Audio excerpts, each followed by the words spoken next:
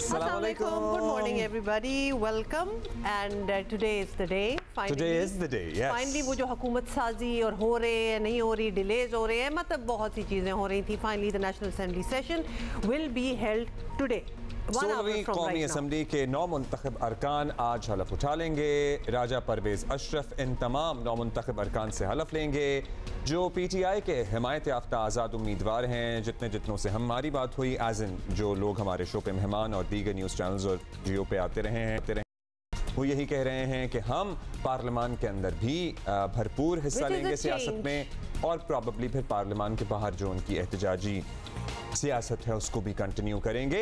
So yes, आज का दिन बड़ा अहम है पाकिस्तान की जमहूरी तारीख में, पाकिस्तान की जमहूरियत के लिए, सियासत के लिए. उसके बाद फिर स्पीकर, डेप्यूटी स्पीकर और वज़ीर आज़म का इंतखाब होगा, और वज़ीर आज़म के इंतखाब के बाद फाइनली एक नई काबीना तश्कील पा जाएगी जिसमें बड़ी कुछ की पोस्ट्स हैं. उन की पोस्ट्स पे अब बहुत सी चेमागोइयाँ भी होती हैं, कोशिशें भी होती हैं, लोग हाथ पैर मारना शुरू हो गए हैं. अच्छा, कि कौन क्या लगेगा. तो कीन ऑब्जर्वर्स होते हैं और वो फॉलो कर रहे होते हैं जी किसका नाम आ रहा है, किसका नहीं नाम आ रहा. लेकिन बहुत सी ऐसी दुनिया भी है obviously who have their lives.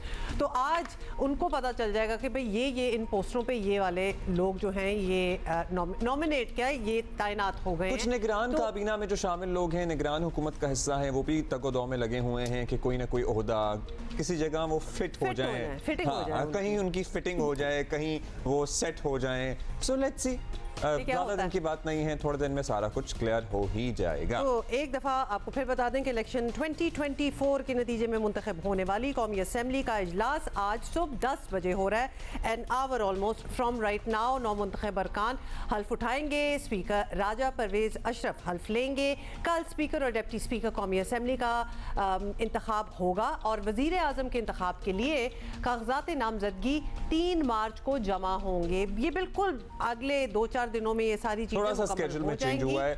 4 मार्च को वजीर आजम का इंतखाब किया जाएगा. इत्तेहादी जमातों ने मुस्लिम लीग नून के अयाज सादिक को कौमी असम्बली के स्पीकर के ओहदे का उम्मीदवार नामजद किया है. ये सारी चीजें आप लिखते जाएं if you are very interested, क्योंकि बहुत से नाम आ रहे हैं. अब आप ज्यादा कॉम्प्लिकेशन में नहीं पड़े. 4 मार्च को वजीर आजम का इंतखाब होगा. बाकी ना बताएं, मतलब बाकी में बताया. हाँ, तो बाकी में बताएं ना कि सारों के होती है ना, एक बड़े पैराग्राफ में से पॉइंटर निकाल के दे रहा हूँ. अच्छा अब्दुल्ला, आपको पॉइंटर बताएंगे, मैं आपको खबर बताऊंगी. पूरी तफसील जो है वो मैं आपको देती हूँ. तो जी, राजा परवेज़ अशरफ का नाम अयाज सादिक का नाम PMLN की तरफ से आ गया.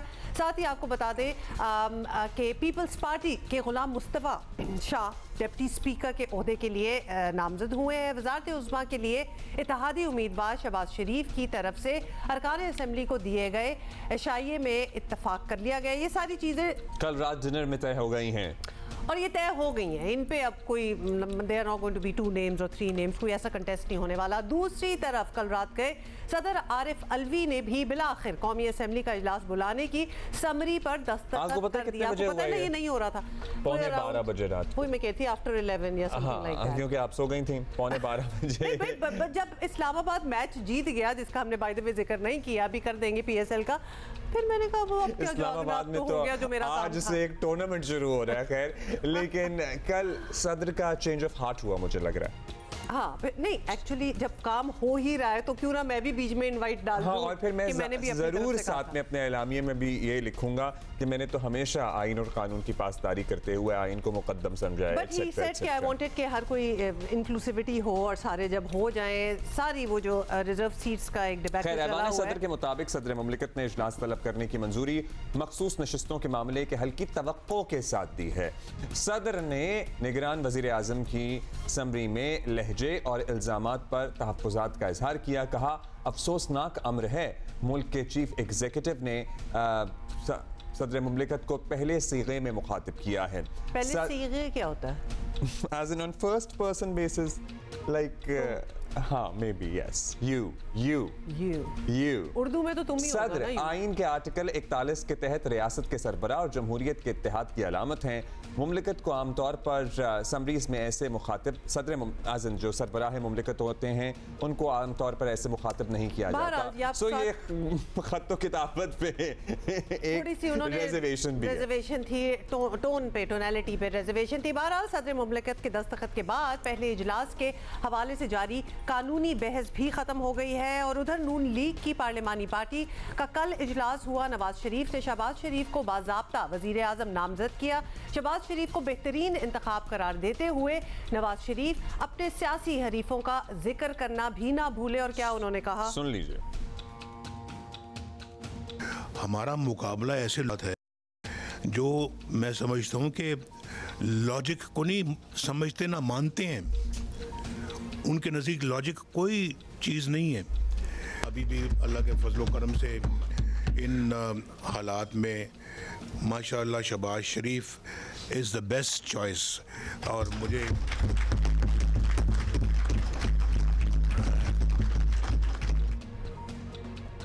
अच्छा जी, साथ ही आपको बता दें कि शहबाज शरीफ साहब ने बड़ी वैसे तो इंटरेस्टिंग बात की और उनका ये कहना था कि पीटीआई के लोग जो हैं वो केपी में तो हल्फ उठा रहे हैं, तो धांधली भी साथ साथ वो ऑब्वियसली क्लेम कर रहे हैं कि धांधली हुई है, तो धांधली केपी में नहीं हुई, बाकी सारे मुल्क में। उन्होंने कहा जी ये दोहरा मयार है। क्या कहा उन्होंने, सुन लीजिए। इस इंतखाब के बाद अब देखिए किस तरह यहाँ पर जो सदर पाकिस्तान हैं आइन की एक मरतबा फिर धज्जियाँ बिखेर रहे हैं और कॉन्स्टिट्यूशन को तार तार कर रहे हैं कि उन्होंने असम्बली का इजलास जो उनका आइनी फरीज़ा था उसको उन्होंने इग्नोर किया और एक पार्टी के नायक बनकर इशारे पर इमरान खान नियाजी के ऊपर और आइन को उन्होंने जिस तरह माजी में वोट ऑफ नो कॉन्फिडेंस के मौके ऊपर उन्होंने आइन को वायलेट किया, आज फिर वो आइन को वायलेट करने के मर्तकब हो रहे हैं। अब केपी में अगर अपना वो हलफ लिया जा रहा है तो वो यहाँ वहाँ पर आईनी है और यहाँ पर आईनी नहीं है। केपी की जो असम्बली है वो आईनी है और यहाँ पर ये आईनी नहीं है। ये दोहरा मेयार इसने मैं समझता हूँ कि हमारी जड़ों को एक कारी ज़रब लगाई है। अच्छा, साथ ही आपको बता दें कि रात गए नून लीग और पीपल्स पार्टी का वफ्द जो है वो मौलाना फजल रहमान से मिलने उनके घर इस्लामाबाद गया और मौलाना ने कहा कि JUI हमेशा जमहूरियत के साथ खड़ी रहेगी, उनके अरकान इजलास में शरीक होंगे। दूसरी जानिब कल इलेक्शन कमीशन में भी पेशरफ्त हुई है। सुन्नी इत्तेहाद काउंसिल की मखसूस नशस्तों से मुतालिक इलेक्शन कमीशन ने फैसला महफूज कर लिया है, मगर सुन्नी इत्तेहाद काउंसिल के ख़त ने तहरीक इंसाफ को नई मुश्किल में डाला। लेकिन उसके बाद उनका तफसीली मौक़िफ़ सामने आया है कि भाई ये तो इलेक्शन से पहले का जवाब है जो अब सर्कुलेट कर रहा है। चीफ इलेक्शन कमिश्नर ने बैरिस्टर अली ज़फ़र से मुखातिब होकर कहा कि सुन्नी इत्तेहाद काउंसिल को मखसूस नशस्तें चाहिए ही नहीं, तो आप क्यों उन्हें मजबूर कर रहे हैं। PTI के बैरिस्टर अली ज़फ़र ने कहा कि खत का गलत मतलब लिया जा रहा है। खत है वो दिखाया तो नहीं, मैंने मांगा था इलेक्शन कमीशन से, लेकिन जो अब इत्तला मिली है वो ख़त असल में 206 सेक्शन के तहत था। वो ख़त में कहीं ये नहीं लिखा कि हमने लिस्ट नहीं देनी या हम रिज़र्व सीट्स नहीं चाहते। वो लेटर तो एक 206 के रिप्लाई में था जहां एक रूटीन का लेटर लिखा था इलेक्शन कमीशन ने कि जनाब आप अपनी बताइए कि कौन कौन कैंडिडेट है आपके, तो उस पर उन्होंने कहा कि हम कंटेस्ट नहीं किया इलेक्शन, तो हमें ये ज़रूरत नहीं है बताने की। अच्छा, कुछ लोग जो हैं वो इस खत पर सुन्नी इत्तेहाद काउंसिल के सरबराह पर भी शकूक व शुबात का इजहार कर रहे हैं, क्योंकि वो कह रहे हैं कि ये खत 3 दिन पहले लिखा गया था और इस पर सुन्नी इत्तेहाद काउंसिल के सरबराह को वजाहत करना पड़ी। एक लेटर के हवाले से बहुत तज़किरा है कि सुन्नी इत्तेहाद काउंसिल ने को लेटर लिखा है इलेक्शन कमीशन ऑफ पाकिस्तान को 26 फरवरी को कि हमें रिज़र्व सीट्स नहीं चाहिए। ये चीज़ हक़ाइक़ के बिल्कुल मुतसादिम है और बरक्स है। हमने 26 तारीख को उन्हें लिखा कि चूँकि हमारा अलायंस है विद पाकिस्तान तहरीक इंसाफ, सुन्नी इत्तेहाद काउंसिल ने जनरल सीटों के ऊपर इलेक्शन कंटेस्ट नहीं किया और मैं बस ये चेयरमैन भी नहीं कर सका, तो इस वजह से हम उस कैटेगरी में फॉल नहीं करते कि हमने 5% का वो कोटा आपको इंटीमेट करना है या आपको प्रोवाइड करना है। हमने सिर्फ ये बात कही है, हमने किसी जगह पर यह बात नहीं कही कि हमारी रिज़र्व सीट्स बनती नहीं हैं या हमें रिज़र्व सीट्स चाहिए नहीं। उधर खैबर पख्तूनख्वा असम्बली का इजलास हुआ, जहां आपको पता ही है इमरान खान के नए पाकिस्तान की कंटिन्यूएशन है। वहाँ बदनज़मी थी, लोटे चले, जूते चले, हंगामा आराई हुई, पता नहीं गैलरी में एक हुल्लड़बाजी थी, क्या हो रहा था समझ में नहीं आ रहा था। घूंसे लग रहे थे, धक्के लग रहे थे, गुंजाइश से ज़्यादा अफराद भर लिए गए थे। मुस्लिम लीग नून की एक रुकन है सोबिया, ये सामने आ गई है, लेकिन बात तो यही है कि जब आपकी मेजॉरिटी आपकी अपनी वहाँ बैठी हो तो हुल्लड़बाजी का कोई मुझे जवाब नजर नहीं आ रहा, समझ नहीं आई कि ये सब कुछ क्यों हुआ। वैसे ये भी क्योंकि मेजॉरिटी में तो आप ही बैठे हुए हैं ना, आपको क्या इतना इन पे जूते भी फेंके गए, मगर ये जो हो रहा है ये भी गैर जरूरी मुझे लग रहा है। ये घड़ियां लेके घूम रही थी पूरे ऐवान में। हाँ जी, क्या जरूरत थी वैसे इसकी? आई गेस उस हुल्लड़बाजी का ये जवाब, खैर anyway I don't know, we are not going to speculate over this. So PTI ने उधर IMF को भी ख़त लिख दिया है और उसमें कहा गया है कि जी कर्जा देने से पहले 30% नशिस्तों का ऑडिट कराया जाए। So that's the summary. In case आपको पता ही है मुल्क में वैसे तो बहुत से ज़राए जहाँ से खबर मिल सकती है, एक्सेप्ट फॉर द वेबसाइट्स। एक एक्स हमारा बड़ा इंपॉर्टेंट ज़रिया है, वो तो बंद ही है, इसलिए हमने सोचा कि आपको सारा कुछ ही बता दें। आज इजलास हो रहा है, आज हलफ लेंगे नौमुंतखब अरकान, वो हमारा इंतजार कर रहे हैं। इजलास के हवाले से ही हम उनसे पूछेंगे। नेशनल असेंबली वकार आप किधर हैं इस वक्त, ये एक्सप्लेन कर दें और सिक्योरिटी के हवाले से भी बता दें, क्या कुछ लोग आना शुरू हो गए हैं, सारा एक ओवरव्यू दें। बहुत शुक्रिया अब्दुल्ला और हुमा। देखिए, आज पाकिस्तान की 16वीं जो कौमी असम्बली है वो मार्ज़ वजूद में आने वाली है। अब से चंद ही लम्हों के बाद सुबह 10 बजे ये इजलास होने जा रहा है, जिसकी सदारत स्पीकर राजा परवेज़ अशरफ वो कर रहे हैं। और आज 336 अरकान जो है वो यहाँ पर तकरीबन ओथ लेंगे। वो लोग का जो है वो शोर है। अब से कुछ देर बाद जो इजलास वो शुरू होगा। आज के दिन की कार्रवाई यह है कि सिर्फ नौमुंतखब मेंबरान कौमी असम्बली अपने ओहदे का हल्फ लेंगे, जबकि जो थोड़ी सी तब्दीली शेड्यूल में हुई है स्पीकर और डिप्टी स्पीकर इलेक्शन के हवाले से, कि जो कल नॉमिनेशन पेपर जमा होने थे वो आज 12 बजे तक कागजात नामजदगी जमा होंगे, जिसने स्पीकर और डिप्टी स्पीकर का इलेक्शन लड़ना है।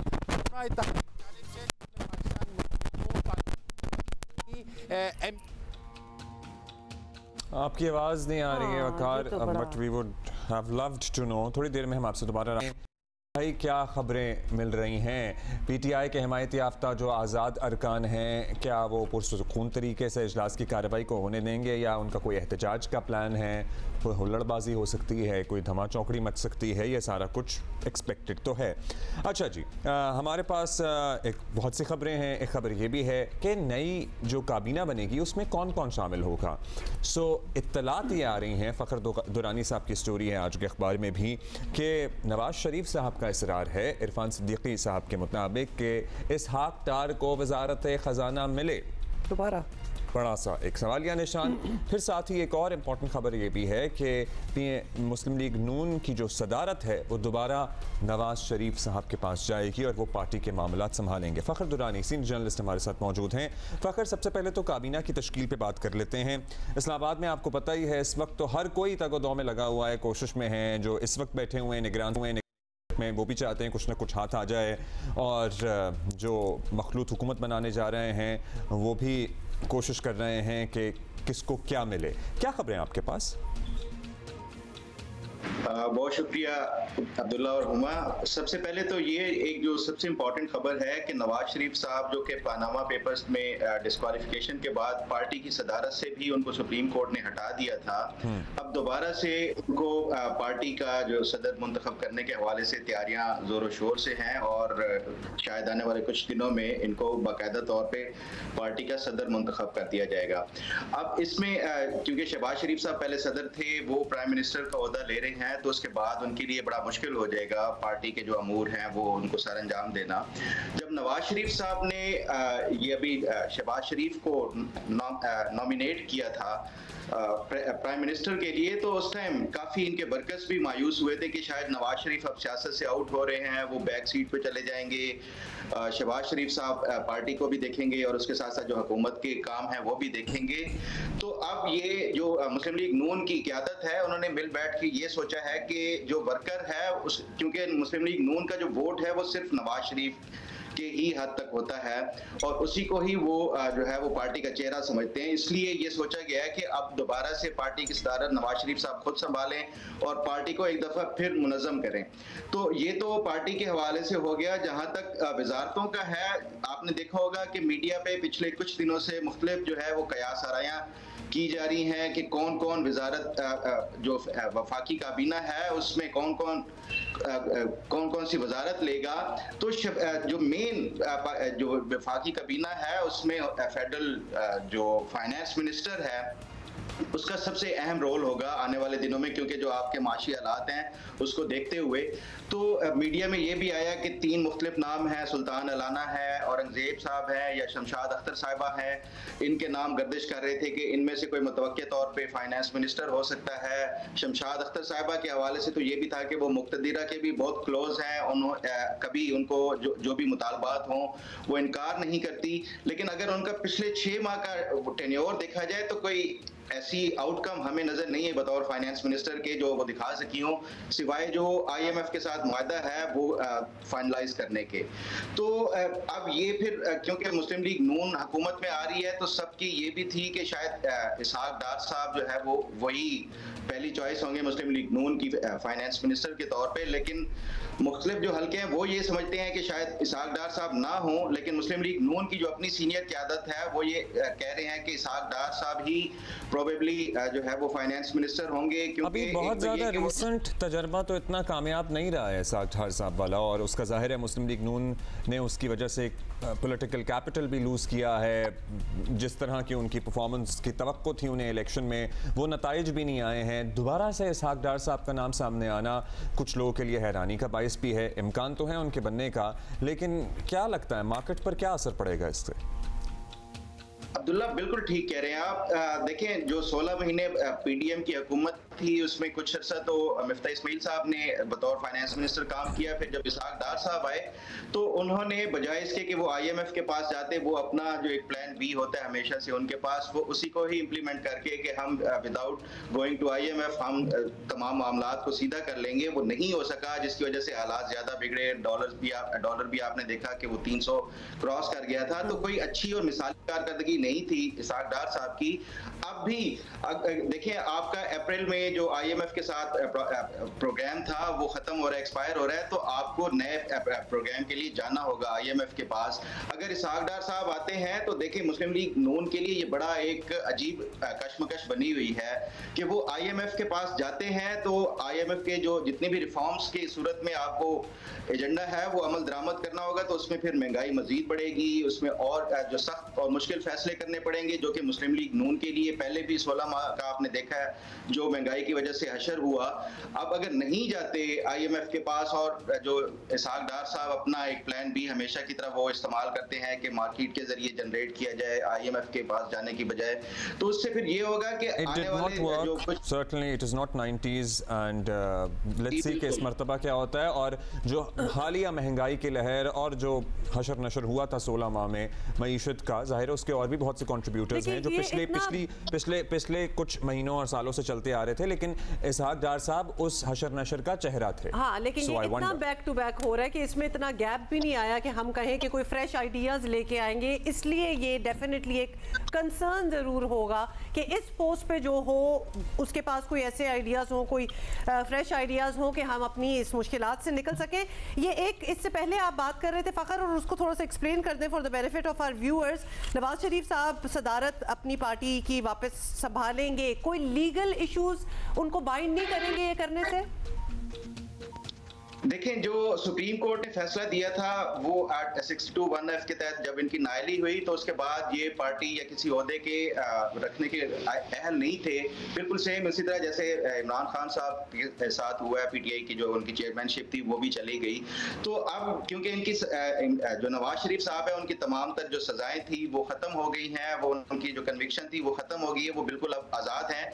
तो उसकी बुनियाद के ऊपर उनके ऊपर कोई कानूनी तौर पर कदगन नहीं है। पार्टी का जो ओहदा है अच्छा, उनका से पार्टी की सियासत ही संभालेंगे या फिर day to day affairs of the government को भी देखेंगे? जैसे कि इत्तलात ये भी हैं कि भाई पंजाब की काबीना का अप्रूवल भी नवाज शरीफ के पास गया है, सो वो ज़रा हमें समझ में नहीं आ रहा कि उनके पास कोई अहम फैसला साज ओहदा भी नहीं है और बाकी मामलात में फैसला साज भी वो हैं। अच्छा अब्दुल्ला, इस हवाले से मैंने दो जो पार्टी के सीनियर अरकान हैं उनसे बात की। एक तो इरफान सिद्दीकी साहब से बात की है मैंने, और उसके साथ साथ सेनेटर जो साबिक सेनेटर थे परवेज रशीद साहब, उनसे भी बात की है कि नवाज शरीफ साहब क्या एक्टिवली पार्टिसिपेट करेंगे पॉलिटिक्स में, पार्लिमानी जो सियासत है उसमें भी, एंड पॉलिसी मेकिंग में, डिसीजन मेकिंग में, पॉलिसी मेकिंग में भी। वो दोनों ने यही बताया कि नवाज शरीफ ना सिर्फ एक्टिव हैं बल्कि वो अपना जो पार्लिमानी किरदार है बतौर एक मेंबर नेशनल असेंबली के, वो भी अदा करेंगे। जो आप बात कह रहे थे कि पंजाब की काबीना के हवाले से मेरी इनसे बात हुई इन दोनों साहिबान से, वो ये कहते हैं कि पंजाब की काबीना की जो लिस्ट है वो मरियम नवाज शरीफ साहिबा ने 2 दिन पहले ही फाइनलाइज करके नवाज शरीफ साहब को भेज दी है कि इसमें से मैंने ये लोग चुने हैं, आप अपनी जो है वो इस पे फाइनल अप्रूवल दें। ओके, यानी कि वो अप्रूवल नवाज शरीफ ही देंगे।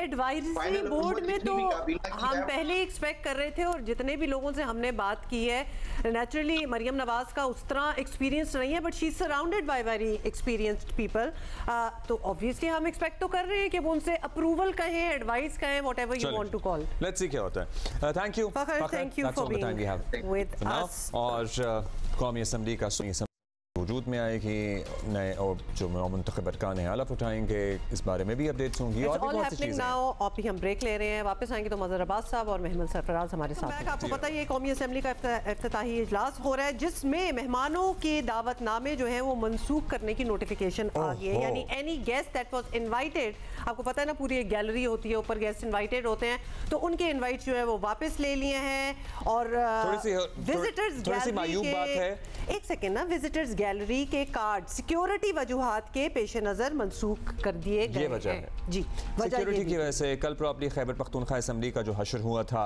उसको देखते हुए किया गया या नहीं किया गया, लेकिन जो लोग बिल्कुल रेडी बैठे होंगे तैयार होके पहुंच भी गए, उनके साथ बड़ी ज्यादती हुई है, कपड़े भी डिसाइड कर लिए होंगे। ठीक है जी, मेमल सरफराज हमारे साथ मौजूद हैं। मेमल, बहुत आ रही हैं, फाइनली नौमुंतखब अरकान हलफ ले रहे हैं। How do you see this coalition working? Ishaq Dar साहब का नाम भी बतौर वज़ीर ख़जाना जो है आज फ़खर दुरानी साहब के मुताबिक नवाज शरीफ साहब इंसिस्ट कर रहे हैं। क्या लगता है आपको, हालात किस तरफ जाएंगे? देखिए, पहले तो अब्दुल्ला मैं आपसे एग्री करती हूँ कि वैसे जिन लोग बेचारों को आज पता चला है कि मनसूख कर दिए कि एंड टाइम पे, वो तो सुबह सुबह तैयार होके बैठे होंगे और फिर बड़ी डिसअपॉइंटमेंट होती है। हाँ, तो उस पे इजहार यकजहती अफसोस का। लेकिन ये बात जो आप बात करें कोलिशन गवर्नमेंट, देखिए मेरे तो ख्याल में अब्दुल्ला ये एक्चुअली जो है, कल वैसे नवाज शरीफ साहब ने भी बात की कि शहबाज साहब is the perfect choice for this as prime minister, जो एक कोलिशन गवर्नमेंट की। उसकी वजह यह है कि शहबाज शरीफ साहब के बारे में अगर आप बाकी जमातों से पूछे, इस तरह पीडीएम की इतनी बड़ी अलायंस थी, इतनी ज्यादा पार्टीज थी, आप उधर बड़ी जमातों से भी पूछें, पीपल्स पार्टी से आप छोटी जमातों से भी पूछें, सब लोग उनके साथ काम करके खुश थे। यानी कि वो किसी को नाराज नहीं होने देते थे, वो सबको साथ लेकर चलते थे। और एक हम देख रहे हैं कि ये तो एक माइनॉरिटी गवर्नमेंट ही एक तरह से, लेकिन ये कोलिशन है, तो कोलिशन के अंदर जब तक आप दूसरों को साथ नहीं लेकर चलेंगे तो उसकी कामयाबी नहीं होती। तो शहबाज शरीफ साहब का एक मिजाज ऐसा है, वो जो है, सब लोग खुश नहीं भी थे। आपने सुनी लिया एमक्यूएम की जो ऑडियो लीक्स हो रही हैं, वो कहते हैं जी हमें तो बड़ा नुकसान उठाना पड़ा। फिर कुंडी साहब तो इतना कहते हैं हमारा 16 महीने का तजर्बा बेकार रहा, हमारा 16 महीने का तजर्बा अच्छा नहीं रहा। कैंपेनिंग के दौरान, ये इलेक्शन से पहले भी बहुत कुछ दिल की आवाजें जो थी वो तो बिलावल भुट्टो से भी निकली हैं, तो जी नहीं, ये मैं वैसे हुमा अब्दुल्ला आपको बताऊं कि ठीक है, एक पब्लिक के लिए कंजम्पशन के लिए जो चीजें कहनी होती है वो लेते हैं, आपको पता है वो एमकेएम तो जो सिचुएशन है और वो वाले मसाइल है। लेकिन आप अगर इन सारी पॉलिटिकल पार्टीज के लोगों से, हम तो पीडीएम की गवर्नमेंट के दौरान भी बात करते थे, उसके बाद भी बात की है, तो वो इनसे शहबाज साहब से वो वैसे खुश थे। वो कहते थे ये असल में साथ लेके चलते हैं, अगर कोई मसला होता है तो ये हमें मतलब कि उस चीज को रिजॉल्व करते हैं। तो इसलिए वो जाहिर होता है एक इलेक्शन कैंपेन में तो डिफरेंट ही टेम्पो होता है। फिर वो एमकेएम के साथ तो इस वक्त जो मसाइल चल रहे हैं वो तो भी अनडिसाइडेड है कि अच्छा चले, सारे खुश हो गए, ये भी हमने मान लिया महमल, लेकिन फाइनेंस मिनिस्ट्री के लिए इसहाक डार का नाम दोबारा से उठना, ये पैलेटेबल होगा बाकियों के लिए? देखिए, इसके अंदर जो है ये बात है कि मियां नवाज शरीफ साहब की तो वो चॉइस हो सकते हैं और हैं भी, लेकिन जो वैसे कहा जाता है वो नून के अंदर भी हम चंद माह से सुन रहे थे कि अगर नून लीग की गवर्नमेंट आई तो शायद इसहाक डार साहब नहीं होंगे। ये बातें सुनने में जरूर आ रही थी, नाम भी आपने देखा, स्टोरीज भी अभी रिसेंटली शहबाज राना साहब या मेहताब साहब ने भी स्टोरीज की हैं कि वो डिफरेंट नाम भी थे, मतलब डार साहब के अलावा। और फिर जो हमने देखा कि पीपल्स पार्टी और खासतौर पर बिलावल साहब ने जो है वो कहते थे एनीवन बट डार, जो एक ये बात थी, इसके ऊपर भी वो काफी इंसिस्टेंस थी।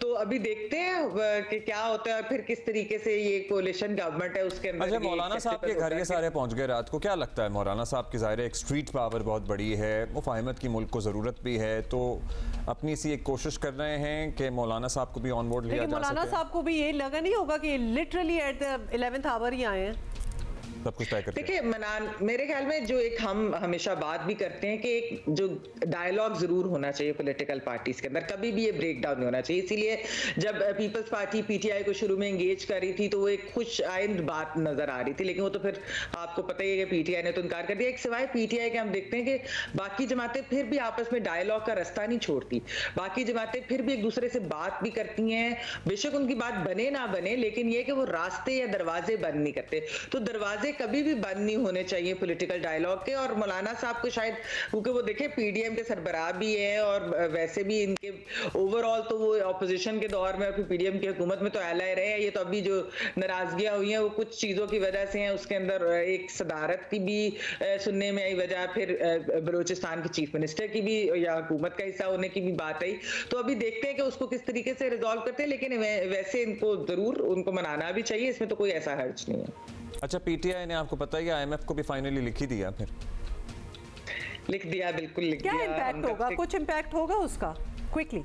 देखिए उमा, इसके अंदर आईएमएफ का तो पहले भी स्टेटमेंट आ गई थी। ये नहीं है कि उनके खत की वजह से कोई आईएमएफ आपके साथ डील नहीं करेगा या आपको कोई उस तरीके से करेगा, लेकिन मैं वैसे इस चीज के ऊपर हैरान होती हूँ कि इनका एक हकीकी आजादी का जो पूरा सफर शुरू हुआ था ना, पहले अमेरिका के खिलाफ हुआ था, एब्सोल्युटली नॉट सारा कुछ, और अब वो आईएमएफ को बेसिकली कह रहे हैं कि आप हमारे ये प्रोसीजर्स और ये चीजें जो है इनको इंश्योर करें, यानी कि ये तो मुदाखलत डायरेक्टली इंटरफेयर करने का वो आईएमएफ को कह रहे हैं और अमेरिका को उसके अलावा कहा जा रहा है। तो आई थिंक ये तो बड़ा एक आयरॉनिक सी बात है। Behmal, thank you for being with us. That's all the time we have. बहुत डेफिनेटली है, क्योंकि ये बैक टू बैक ऐसी चीज़ें पीटीआई की तरफ से देखने को मिलती हैं। अच्छा जी, पोलियो मुकाओ बेसिकली मुहिम जो है वो एक दफ़ा फिर शुरू हो रहा है और ये पोलियो मुकाओ मतलब पोलियो के खात्मे के लिए। पोलियो, मैं एक बात बताऊं, it's has almost become a joke. तो लिहाजा हम literally her after every few months हम इसके बारे में बात कर रहे होते हैं, हम इम्प्लोर कर रहे होते हैं कि प्लीज़ अपने बच्चों को पोलियो के कतरे जो हैं वो आप पिलाएं, क्योंकि ये वायरस जो है ये कहीं ना कहीं से पॉप अप हो ही रही है। We are one of the only ones left in the world now. 6 मार्च तक पोलियो के कतरे पिलाए जाएंगे बच्चों को। पोलियो प्रोग्राम के कौमी कोऑर्डिनेटर डॉक्टर शहजाद बेग हमारे साथ मौजूद हैं। डॉक्टर साहब, मतलब वैसे ये थोड़ी सी ये फ्रस्ट्रेटिंग सी बात नहीं होगी एज डॉक्टर्स आप लोगों के लिए भी कि ये सालों से ये मुहिम जो है ये चलता है, लेकिन फिर भी कोई ना कोई बीच में नहीं पिलाता बच्चों को कतरे, बहुत से large chunks of the society, और फिर ऑब्वियसली खत्म नहीं हो रहा। जी, आपने दुरुस्त कहा कि ये मुहिम जो है पोलियो के खात्मे की 1994 में स्टार्ट हुई थी और इसमें हम दुनिया में तो पोलियो में बहुत कामयाबी हुई है, लेकिन पाकिस्तान और अफ़गानिस्तान 2 ममालिक ऐसे हैं जहाँ पे पोलियो का अभी भी मुकम्मल खात्मा नहीं हुआ। लेकिन पाकिस्तान में पोलियो का 99% खात्मा तो हुआ है, क्योंकि जब 94 में पाकिस्तान में 20,000 पोलियो केसेस थे तो पिछले साल सिर्फ 6 केसेस थे। इस साल अभी तक पोलियो का कोई केसेस नहीं हुआ, लेकिन माहौलियाती नमूनों में अफ़गानिस्तान से इम्पोर्टेड वायरस पाया जा रहा है। हमारा ज़रा सिचुएशन डिफरेंट है, हमारा अफ़गानिस्तान के साथ भी ओपन बॉर्डर्स है, वायरस दोनों मुल्कों से इकट्ठा ख़त्म होगा। तो इसलिए हम 26 फरवरी से हमारी पोलियो के खात्मे की दूसरी मुहिम शुरू हुई है, जिसमें हम 4 करोड़ 80 लाख से ज़ायद बच्चों को कतरे पिलाएंगे। और जैसा कि आपने कहा, ये आपने बड़ी इंटरेस्टिंग बात की है, क्योंकि दोनों के बॉर्डर्स भी ओपन है, तो क्या जब हम मुहिम करते हैं ये पोलियो के खात्मे की, अफगानिस्तान में भी साइमल्टेनियसली हो रही होती है? जी, 26 फरवरी से पाकिस्तान और अफगानिस्तान में यक वक्त पोलियो की कैंपेन स्टार्ट हुई है। इसीलिए मेरी वालिदैन से अपील है कि ये हमारे लिए बहुत अच्छी अपॉर्चुनिटी है कि जब पोलियो की टीमें, जो कि हमारी 4,08,000 से ज़ायद पोलियो टीमें हैं जो 26 फरवरी से घर घर में जा रही हैं और 4,80,00,000 से ज़ायद बच्चों को कतरे पिलाएंगे, तो लिहाजा जब ये टीमें आपके घर आके दस्तक दें, कहाँ पे ज्यादा एम्फेसिस होगा? कतरे पिलाएं। हाईलाइटेड एरियाज कौन से हैं, कौन से अजला हैं या सूबे हैं? हाईलाइटेड सर, एक तो डेरा इस्माइल खान डिवीजन और बन्नू डिवीजन है, जहाँ पे जो पाकिस्तानी नज़ाद पोलियो वायरस है उसके खात्मे की कोशिश कर रहे हैं, जो कि अभी 4 माह से कहीं नहीं आया लेकिन अभी ख़तरा मौजूद है। इसके अलावा कराची, कोयटा, चमन, किला अब्दुल्ला और पेशावर, ये ऐसे अजला हैं जहाँ पे माहौलियाती नमूनों में वायरस मौजूद है। लिहाजा इन इलाकों के लोग बिलखुसूस, और लेकिन अगर हमने पोलियो का खात्मा करना है तो हर बच्चे को, 5 साल से कम उम्र के बच्चों को पोलियो के कतरे खुदारा ज़रूर पिलाएं। अच्छा, एक और बात, आपने अभी कहा था अफगानिस्तान और पाकिस्तान, ज़ाहिर है दुनिया में 2 ही ममालिक रह गए हैं, क्या हम बॉर्डर पे कोई मैकेनिज्म बना सकते हैं कि जो भी लोग बॉर्डर क्रॉस कर रहे हैं अफगानिस्तान से, वहीं पे जैसे एयरपोर्ट्स पे भी हमने देखा है, वहीं पे बच्चों को पोलियो के कतरे पिलाए जाएं? एनीबॉडी हु इज कमिंग, मतलब मैंडेटरी हो जाए? जी ऐसे ही है, ऑलरेडी मैंडेटरी है। हम सब बच्चों को, बल्कि अफगानिस्तान के बॉर्डर के साथ तो ऑल एज, कोई 70 साल का बंदा भी आता है जो कि ऑफिशियल तरीके से आता है, उसको हम कतरे पिलाते हैं। लेकिन आपने कोरोना में भी देखा है कि लोगों ने अपने बॉर्डर सील कर दिए थे, लेकिन वायरस को फिर भी हम आने से नहीं रोक सके थे। अच्छा सर, एक क्विकली, इस मरतबा ना विटामिन ए के सप्लीमेंट भी बच्चों को दिए जा रहे हैं, क्या ये कतरों की सूरत में ही दिए जा रहे हैं और ये क्यों दिए जा रहे हैं भी बताते हैं? जी हमारा मकसद ये है कि अगर हमारी पोलियो टीमें घर घर जा रही हैं तो ना सिर्फ पोलियो के कतरे पिलाएं, बल्कि दूसरी हेल्थ एक्टिविटीज़ में भी जितनी हेल्प कर सकती हैं वो करें। तो इस सिलसिले में साल में 2 दफ़ा हमारी टीमें घर घर जाके विटामिन ए के कतरे भी 6 माह से लेके 5 साल तक के बच्चों को पिलाती हैं, जिससे उनमें दूसरी बीमारियों से लड़ने और कुव्वत मुदाफ़त लाइक मीजल, डायरिया वगैरह उनका भी इजाफा होता है, ताकि लोग दूसरे बच्चों को। Doctor Shahzad, thank you so much for being with us, that's all the time we have. तो लिहाजा अगर इम्यूनिटी बढ़ रही है उसकी वजह से पोलियो की टीम, तो प्लीज इतना करें और अपने बच्चों को कतरे पिलवाएं। हमने आपको बताया कि ये लीप ईयर चल रहा है और आज 29 फरवरी, आपको पता है कि आज के दिन जो लोग पैदा हुए थे ना, उनकी 4 साल बर्थडे ही नहीं होती। So happy birthday to all those who were born on the 29th of February. We are going to have 366 days this year. एक दिन एक्स्ट्रा है एमी। So आज का जो दिन है, आज की जो तारीख है, अब आज से 4 साल बाद दोबारा आएगी। यस, जाते जाते खैर हमने बस ये कहना था, जा हम कहाँ रहे हैं अभी। जी, हुकूमत साजी का जो बड़ा ही इम्पोर्टेंट मरहला, नेशनल असेंबली का आज पहला इनॉग्रल इजलास जो है वो एज वी स्पीक 10 बजे शुरू होना था। अब्दुल्ला 10 तो बजे। अच्छा जी, उमर अयूब पहुंचे पीटीआई के सीनियर ओहदेदार और इमरान खान के nominee for the prime minister as well, और स्पीकर राजा परवेज अशरफ अरकान से हलफ लेंगे। अली मोहम्मद खान भी पहुंच गए हैं, ज़रताज गुल साहिबा, ये तमाम वो आज़ाद उम्मीदवारान हैं जो पीटीआई की हिमायत से जीते, और पीएमएलएन के और दीगर जो हुकूमती जमातें जो हुकूमत बनाएंगी उनके मुश्तरका उम्मीदवार शहबाज शरीफ भी पहुँच गए हैं। इस्लामाबाद का मौसम भी अच्छा लग रहा है, सिक्योरिटी के भी सख्त इंतजामात हैं। बस I just feel bad for those जो कि बिल्कुल तैयार थे अपने घरों से आने के लिए, विजिटर्स गैलरी में बैठने के लिए। बिल्कुल, आपको जल्दी से ये भी बता दें कि विजिटर गैलरीज बिल्कुल जिनको पास मिला हुआ था, जो they must have been excited. By the way, बड़ा इंटरेस्टिंग मरहला होता है, एक दफ़ा मैं भी गई थी बहुत साल पहले, तो वो आज नहीं जा सकेंगे। They will not be able to witness it, क्योंकि फॉर सिक्योरिटी रीजंस उनके पास से सुबह वापस ले लिए गए हैं उनके invitations basically. Yes.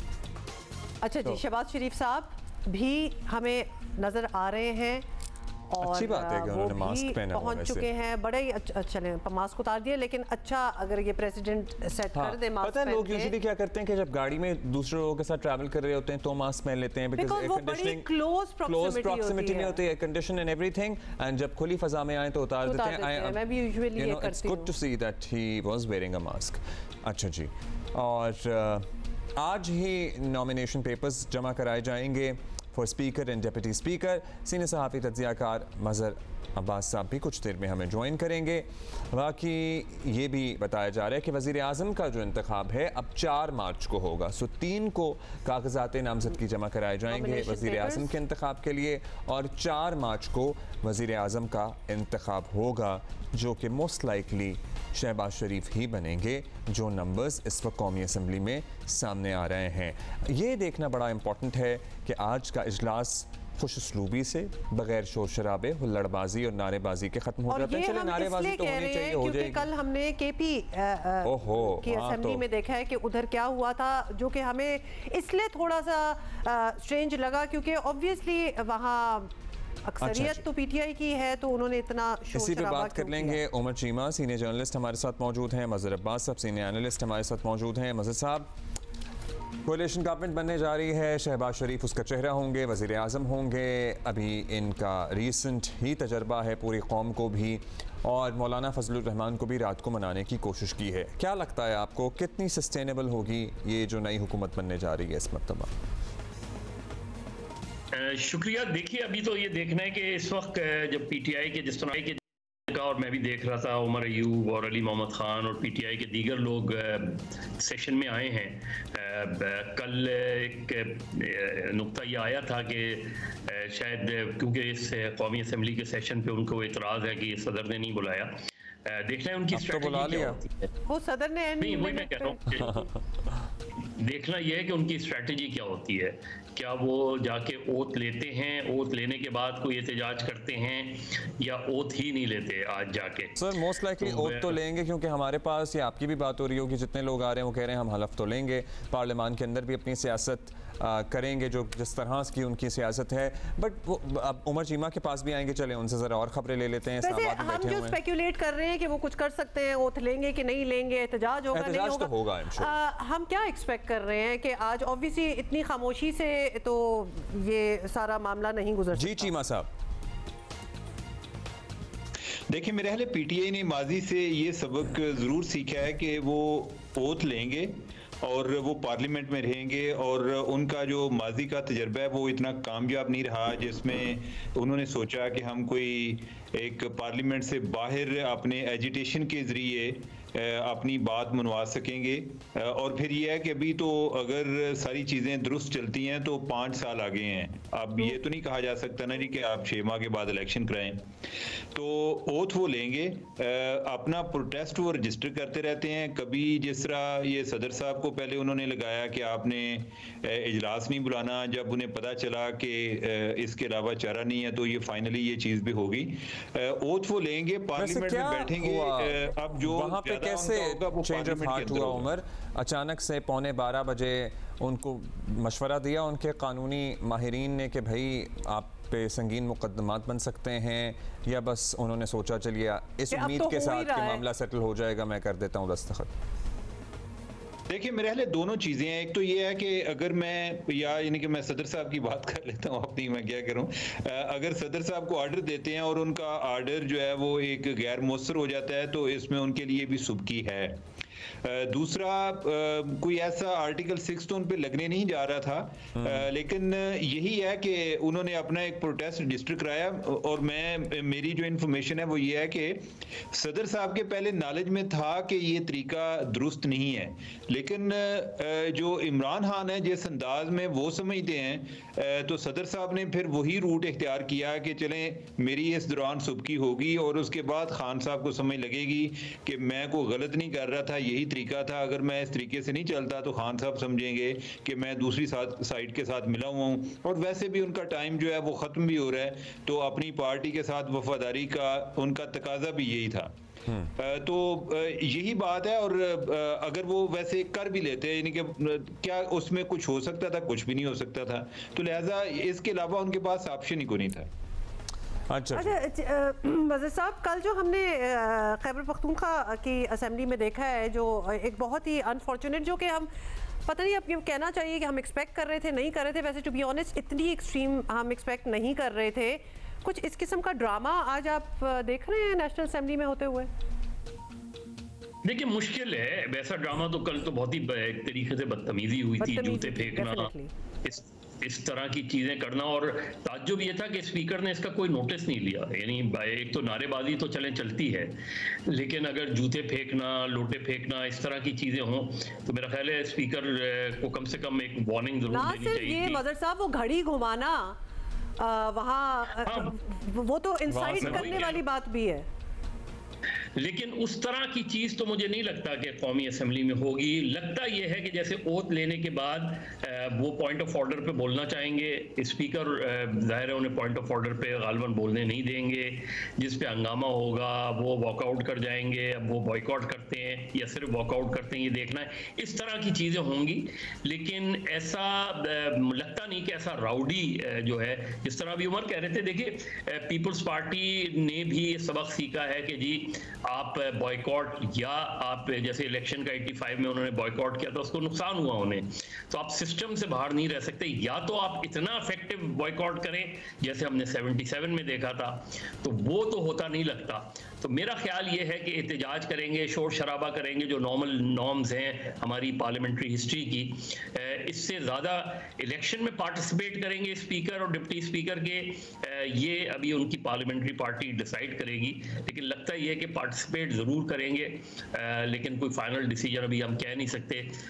Umar Islamabad में ही है, वो ज़्यादा बेहतर बता सकते हैं। अच्छा उमर, क्या तवक्कुआत हैं इस मरतबा रखी जाए? मज़े साहब आपसे भी यही सवाल पूछेंगे। 16वीं कौमी असम्बली जो है वो आज मारज़ वजूद में आ रही है, अरकान हलफ उठाएंगे, ये निज़ाम किस तरह से आगे बढ़ता हुआ देख रहे हैं? कोई पॉलिटिकल स्टेबिलिटी आएगी? जो सॉर्ट ऑफ एक हाइब्रिड सिस्टम मुबैना तौर पर कहा जाता है उसकी कंटिन्यूएशन होगी या क्या होगा? देखिए हाइब्रिड सिस्टम तो है ये, अब हाइब्रिड प्लस के आपको हाइब्रिड सिस्टम के वही है। डिपेंड करता है कि दोनों गवर्नमेंट और अपोजिशन का रवैया दोनों ही डिपेंड करता है। लेकिन गवर्नमेंट जो होती है वो हमेशा एक फलदार दरख्त की मानंद होती है जो झुकता है। शहबाज शरीफ साहब, जिस तरह मरियम नवाज साहिबा ने एक अच्छा जेस्चर दिया था कल जब वो उठकर गई थी लीडर ऑफ द अपोजिशन की बेंच पर, उनसे राना आफ्ताब से बात की थी, उन्होंने भी बहुत अच्छे अंदाज में उनको वेलकम किया। यहीं से पॉलिटिकल टेम्परेचर को नीचे लाना होता है।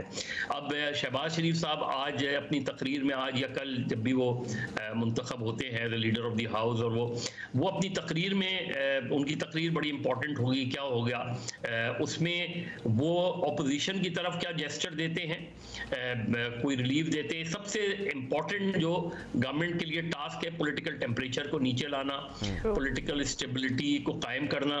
अगर पॉलिटिकल स्टेबिलिटी और टेम्परेचर को नीचे लाए तो आप इकोनॉमिक फ्रंट पे आगे बढ़ सकते हैं। लेकिन अगर पॉलिटिकल इंस्टेबिलिटी रही, कॉन्फ्रंट्रेशन रही, तो जाहिर है फिर सूरत हाल खराब हो जाएगी। अच्छा हमारे कॉरेस्पॉन्डेंट वकार सत्ती जो है वो असेंबली के अंदर पहुंच चुके हैं। वकार, ये बताइएगा कि क्या माहौल आप देख रहे हैं? कंजीनियल दोस्ताना माहौल है, टेंशन फील हो रही है, किस किस को देख रहे हैं? नाराज खड़े हुए या फिर बातचीत जरूरी नहीं है, हम तो चाहते हैं कि अच्छा फ्रेंडली एटमॉस्फेयर हो। जी वकार। देखिए बहुत शुक्रिया आपका। देखिए अभी इजलास का टाइम तो 10 बजे था और लोगों की आमद का सिलसिला वो जारी है, लेकिन अभी बाहर काफी लंबी रश है। कुछ विजिटर्स जो है वो भी आना चाह रहे थे, लेकिन यहाँ पर जो विजिटर्स के वो दावतनामे थे ऑफिस से वो कैंसिल कर दिए गए हैं और इजलास थोड़ा सा ताखीर का शिकार है। लेकिन तो यही है कि ये जो ऐवान का माहौल है वो बहुत ज्यादा नहीं बिगड़ेगा, केपीके वाली असेंबली वाला साथ नहीं होगा। लेकिन अभी यहाँ पे लोगों की आमद का सिलसिला जारी है। मैं देख रहा हूँ कुछ चेहरे बिल्कुल नए जो पहली दफा यहाँ पर आए हैं, कुछ बड़े सीजनल और वो पुराने लोग भी यहाँ पर आते हुए नजर आ रहे हैं। तो इजलास अब से कुछ देर बाद शुरू होगा और देखते हैं कि फिर अंदर कैसा माहौल रहेगा। जो पीटीआई के आज़ाद अरकान हैं और जो पीएमएलएन के मेंबर्स हैं या पीपीपी के मेंबर्स हैं, मतलब सब मामला ठीक हैं या फिर अलग अलग जरा दूर दूर खड़े हुए हैं? वैसे तो दोस्ती हैं आपस में बहुत सारे लोग। अब्दुल्ला, इसमें बहुत सारे लोग ऐसे हैं जो एक दूसरे को जानते हैं, काफी अरसे से इकट्ठे सियासत कर रहे हैं, मुख्तलिफ जो है वो सियासी जमातों में भी वो रहे हैं और बड़े दूरअंदेश किस्म के लोग हैं और उनके आपस में नजरियाती इख्तिलाफ अलग हो सकता है, उनके साथ उनका ताल्लुक मुख्तलिफ जमातों से हो सकता है। लेकिन बहुत सारे लोग ऐसे हैं जो काफी सीनियर हैं, संजीदा हैं और मुल्क की तामीर और तरक्की में उनका पहले भी किरदार रहा है, आगे भी मिलकर चला जा सकता है और एक दूसरे का काफी अदब एहतराम भी वो करते हैं। और देखते हैं कि अब जो आज 16वीं अच्छा उमर हमारे साथ मौजूद हैं। थैंक यू वकार, हम आपसे जानते रहेंगे। उमर, वही सवाल जो मज़हर साहब से किया था हमने, आप का क्या ख्याल है उस बारे में? अगर आप सवाल दोहरा दें। हाँ, मतलब किस तरह से मामलात आप आगे बढ़ते हुए देख रहे हैं? स्टेबिलिटी आएगी, नहीं आएगी? एट द सेम टाइम मौलाना को भी लास्ट मिनट में मनाने की कोशिश की गई है। What do you think, would he get on board? हाँ, मेरे ख्याल वो ऑन बोर्ड आ जाएंगे। मौलाना के पास इसके अलावा ऑप्शन नहीं है, ना वो पीटीआई के साथ चल सकते हैं। अल्टीमेटली पीडीएम के साथ ही उन्होंने चलना है। को मौलाना को कुछ स्पेस को पोजीशन की शक्ल में चाहिए, जिसके लिए वो अपना प्रोटेस्ट भी अपना रिकॉर्ड करा रहे थे। और उनका अगर कोई प्रोटेस्ट को सुनेगा तो इन्होंने सुनना है, पीडीएम की जमातों ने। तो दोनों एक दूसरे का दर्द अच्छी तरह समझते भी हैं। जहाँ तक एक आगे जो फ्यूचर की बात है कि इस पार्लियामेंट का क्या बनेगा, एक ब्रेकिंग न्यूज़ दे दें भाई हम यहाँ पे आपको। पीएमएलएन के मियां नवाज शरीफ बहुत अरसे बाद, आपको पता ही है, बहुत ही ड्रामेटिक टर्न्स एंड ट्विस्ट्स आए उनके इस पॉलिटिकल जर्नी में, आज वापस पार्लियामान पहुँच गए हैं। So yes, that's the breaking news. जी उमर। हाँ, तो अब्दुल्ला मैं कह रहा था कि अगले 6 माह इंतहाई अहम है। 6 माह इस सेंस में मैं कह रहा हूँ कि जो टेम्परेचर या जो टेम्पो पीटीआई सेट करेगी, मैं गवर्नमेंट की बात नहीं कर रहा, मैं पीटीआई की बात कर रहा हूँ। गवर्नमेंट की तरफ से आपको इतना प्रॉब्लम नजर नहीं आएगा। गवर्नमेंट जो है वो चाहेगी कि हम इनको साथ लेकर चलें। वो तो ऑलरेडी गवर्नमेंट बना चुके हैं। तो क्या कह रही हैं? रिलीफ देगी इनको। बहुत से पॉलिटिकल मामला हैं जिसमें रिलीफ दिया जा सकता है पॉलिटिकल टेम्परेचर नीचे लाने के लिए। हाँ, लेकिन यही है कि रिलीफ जो है आप इस तरह तो नहीं देते ना कि एक यूनिलैटरल रिलीफ नहीं होता। अगर कोई दूसरी साइड एग्री करेगी तो तब भी रिलीफ मिलेगा। मतलब बड़ा गिव एंड टेक होता है उस रिलीफ में भी। हाँ, तो ज्यादा जो एक उधर जो सूरत हाल नजर आएगी उसका फैसला पीटीआई नहीं करना है। अगर वो एक एजिटेशन की पॉलिटिक्स की तरफ जाते हैं तो ज्यादा सख्तियां भी होंगी। एटलीस्ट उनको आगे आने वाले टाइम में प्रोटेस्ट नहीं करने देंगे। पहले तो ये होता था ना कि जो एक पेज एक नहीं होता था, अब तो पेज भी एक ही है पीएम का और बाकी जो है। तो अगर 6 माह इनके ये चीजें मैनेज करने में कामयाब हो गए तो आगे शहबाज शरीफ साहब की मौजूदगी में मुझे को 5 साल वो पूरे करते नजर आ रहे हैं कि वो कर जाएंगे। यानी कि मेरे ख्याल हो सकता है कि पहले प्राइम मिनिस्टर जो 5 साल पूरे कर जाएं। मिलजुल कर हुकूमत। अच्छा मदर साहब, एमक्यूएम के साथ मामला तय पाए हैं इन लोगों के आगे, उधर क्या आप देख रहे हैं डेवलपमेंट? एमक्यूएम तो अभी अपने ही मामलात में फंसी हुई है। जी, उनकी तो ऑडियो लीक भी हो गई जिसको वो ऑन भी कर रहे हैं। वैसे तो वो ऑन भी कर रहे हैं और उनके इंटरनल जो है ये स्क्रूटनी भी हो रही है कि किसने ये ऑडियो लीक की थी। मुस्तफा कमाल तो कहते हैं कि हमने टोटली आइडेंटिफाई जीरो इन कर लिया क्योंकि उनको पहले ही शक था कि कौन है। ओहो, नहीं वो तो कर लिया, लेकिन उसका क्या किया जिसको किया है उन्होंने आइडेंटिफाई, उसके साथ क्या किया उन्होंने? देखिए, मुस्तफ़ा कमाल साहब जो है वो इस वक्त ऑलमोस्ट डोमिनेट कर रहे हैं एमक्यूएम पाकिस्तान, जिसमें खुद एमक्यूएम के अंदर एक अच्छी खासी रिजनमेंट भी है इंटरनली। बहुत से लोग, ज़ाहिर है मुस्तफ़ा कमाल एक बड़ी डोमिनेटिंग फिगर है, खालिद मकबूल Siddiqui for his own reason, और उनकी सेहत भी काफ़ी डाउन रहती है। तो मुस्तफ़ा कमाल का जो अंदाज है वो बहुत डोमिनेट करता है। उनके साथ अनीस कायम खानी, ये लोग जो फॉर्मर पीएसपी के लोग हैं, तो बहुत से जो इंटरनली जो एमक्यूएम के लोगों से बात होती है, जो उनकी इवन उनकी राब्ता कमेटी के लोगों से जो भी बात होती है, तो all is not well in MQM. तो असल चीज़ ये है कि अब 17 एमएनएज और कोई 20-22 इतने एमपीएस के बावजूद भी एमक्यूएम के अंदर वो पूरे एतमादी नज़र नहीं आ रही, वो कॉन्फिडेंट लेवल उनका बहुत ज़्यादा हाई नज़र नहीं आता। एक तरफ उन्हें एलिगेशंस ऑफ रिगिंग का सामना है, बहुत शदीद किस्म का है। दूसरी तरफ पीएमएलएन, आपको याद होगा कि खालिद मकबूल सिद्दीकी ने कहा था कि शहबाज शरीफ साहब को कराची आना चाहिए भादराबाद, शहबाज शरीफ नहीं आए, अगले दिन चले गए थे और फिर अगले दिन चले गए और कोई 5-6 दिन ये चक्कर लगाते रहे। तो मेरे ख्याल में एमक्यूएम बहुत ही इस वक्त डाउन है और एमक्यूएम के अंदर ये बहुत क्वेश्चन है कि हमें गवर्नमेंट के साथ जाना भी चाहिए या हमें अपोजिशन में बैठना चाहिए। अगर हमें गवर्नर नहीं मिलता और हमें कोई 3-4 अच्छी मिनिस्ट्रीज नहीं मिलती तो बेहतर है कि हम अपोजिशन में बैठें। और पीएमएलएन का कोल्ड शोल्डर और पीपल्स पार्टी की, जाहिर है पीपल्स पार्टी चाहती है मुस्लिम लीग नून या इवन एमक्यूएम का भी अगर कोई आए, लेकिन वो कामरान टिसूरी के अगेंस्ट हैं। वो चाहते हैं कि कामरान टिसूरी गवर्नर ना हो। वैसे उनसे क्या प्रॉब्लम है? क्या खबरें आपके पास? देखिए, उसमें एक तो ये कि कामरान टिसूरी साहब ने जिस तरह गवर्नर हाउस में, हालांकि एक तरीके से उन्होंने पोस्टर तो ये दिया कि बड़ा पब्लिक प्लेटफॉर्म बना दिया उन्होंने गवर्नर हाउस में, लेकिन उस पर बड़े सीरियस क्वेश्चंस आ गए हैं कि एक तरीके से आपने कुछ NGOs को इतना ओपन स्पेस दे दिया गवर्नर हाउस में कि वो जो चीज़ है, और इवन गवर्नर हाउस के अंदर जो लोग ऑफिशल्स हैं वो भी बताते हैं कि न सिर्फ सिक्योरिटी कंसर्न्स हैं उसके हवाले से, बल्कि बहुत सी ऐसी चीज़ें हैं। अभी मैं गया था जब उनकी वोट टेकिंग हुई थी उसके अंदर, तो उसमें काफ़ी चेंज गवर्नर हाउस नज़र आ रहा था कि उसमें ज़ाहिर है मुख्तलिफ सेंटर्स, उन्होंने IT के एग्ज़ाम्स और ये सारी चीज़ें वहाँ शुरू की थी, और पोस्चर उन्होंने ये दिया कि इट्स अ पब्लिक सर्विस। वो बज़ाहिर तो पोस्चर लग रहा था, ट्रैफिक जैम हो जाता था, बाहर इतने लोग होते थे, लेकिन मेरा ख्याल है पीपल्स पार्टी की जो रिजर्वेशंस हैं, और ख़ासतौर पे आसिफ अली ज़रदारी साहब की रिजर्वेशन हैं, वो उन्होंने वो कर दी हैं। अच्छा चीमा साहब, लास्टली खैर ये इसमें चलिए जो भी एलिमेंट है इसमें पब्लिक सर्विस कभी कहीं उनसर तो ज़रूर मौजूद है ही।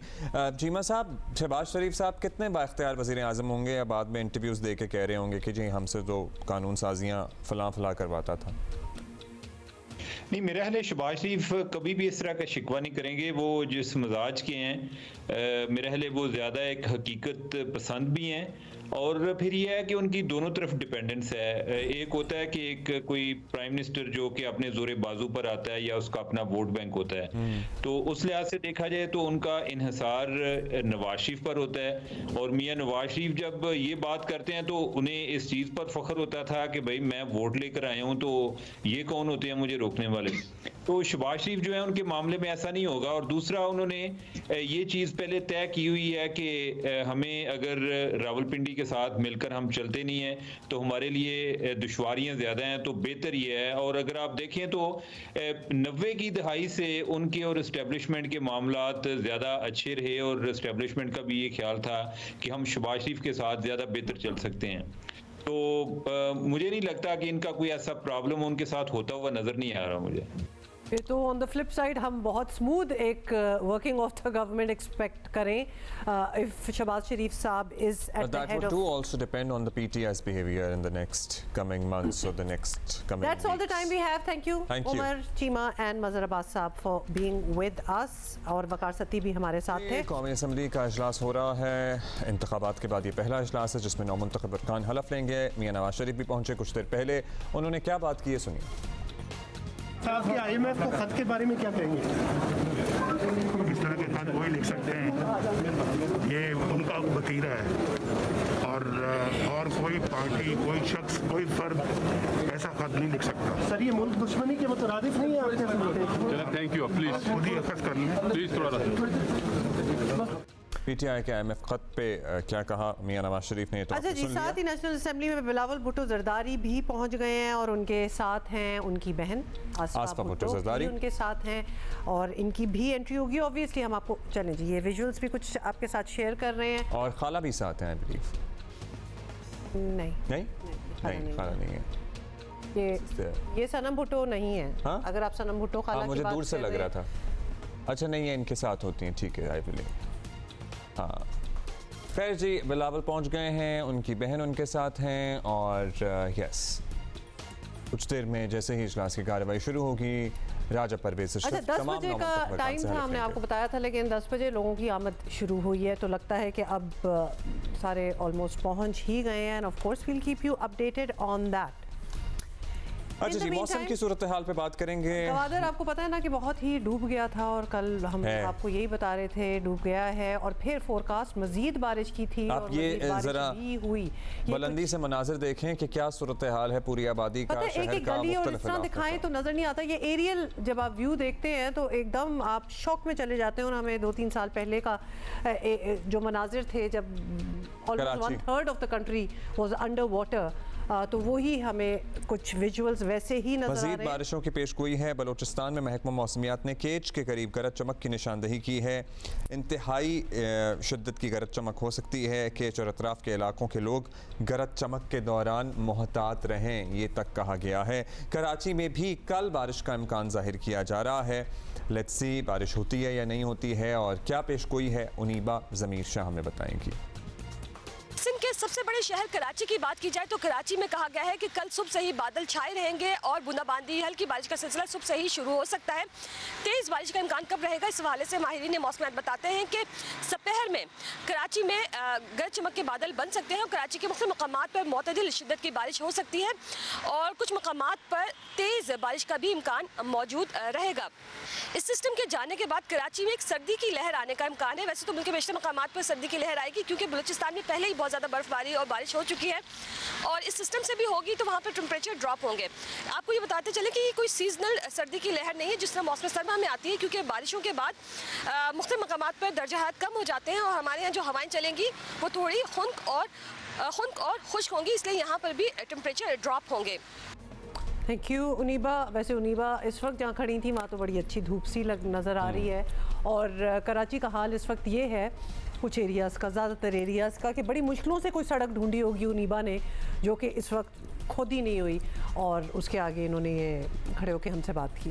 वरना बहुत ही आपको पता है कि खतरनाक सूरत-ए-हाल बहुत हो सकती है। जो रिहायशी इलाके हैं वो तो बहुत ज़्यादा मुतासिर हैं, सभी खुदा तरह। And I am just imagining अगर बारिश हुई तो आप सोच ही लें कि अगर वो पानी से भर गए तो that is a recipe for disaster already. तो हम ज़रा यही उस खुदाई में एक और अलमिया भी जन्म ले चुका है क्योंकि सीवेज लानी थी वो टूट गई हैं, एक गंद मचा हुआ है। खैर बुरा हाल है। आपको पता है ना कि मुल्क में PSL भी हो रहा है। वैसे हम जब पहले PSL की बात कर रहे थे ना कि ये ओवरलैप हो जाएगा, फिर हमने कहा नहीं डेट्स बिल्कुल डिफरेंट है, लेकिन ओवरलैप तो थोड़ा सा हुआ है क्योंकि वो जो एक एक्साइटमेंट है वो मेरा ख्याल है कि थोड़ी सी कम है। बदस्तूर पहले नंबर पर है। थोड़े आज हम पहले से शुरू ही नहीं कर रहे, लास्ट से शुरू कर रहे हैं। तो एंड में है लाहौर कलंदर और सेकंड लास्ट में आ गए हैं कराची। तो कराची और लाहौर जिनको एक दूसरे का बड़ा नेमेसिस समझा जाता है और बड़ा कांटेदार इनका मुकाबला होता है एंड ऑल दैट, करा ले मुकाबला क्योंकि वो हैं तो बॉटम ऑफ द बैरल। अच्छा जी, कराची के आपको पता ही है अभी तक सिर्फ 4 मैच हुए हैं, कोयटा के भी 4 मैच हुए हैं कराची के, क्योंकि दे वर वेटिंग ना कि कराची में होने हैं ज़्यादा मैचेस, जैसे कि कल इस्लामाबाद कराची का मैच हुआ है और ऑब्वियसली कौन हारा?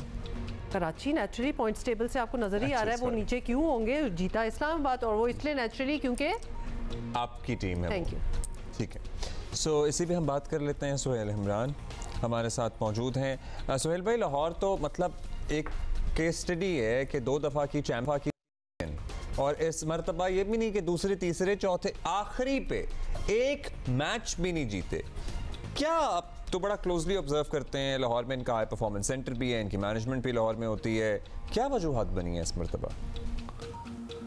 अब्दुल्ला मासवाई आखिरी मैच जो था लाहौर कलंदर का जो तकरीबन 60 रन कह लें 50 से ऊपर में हारी है, उससे पहले जो 2-3 मैचेस थे खासतौर पर कराची किंग्स के खिलाफ और बहुत क्लोज हारे थे और वो अगर मैच जीत जाते या उससे पहले जो स्टार्ट में मुल्तान का मैच, मुल्तान में जाकर खेलने से पहले भी जो लाहौर में मैचेस हुए थे उनमें से भी जो 3 मैचेस थे 2 मैचेस थे और वो जीते जा सकते थे। बहुत करीब जाकर लाहौर कलंदर की टीम हारी है और अगर एक जीत उस वक्त मिल जाती तो मोमेंटम बन जाना था। सबसे बड़ी जो चीज़ सामने आई है कि लाहौर कलंदर का इस साल जो कॉम्बिनेशन है वो नहीं बन सका।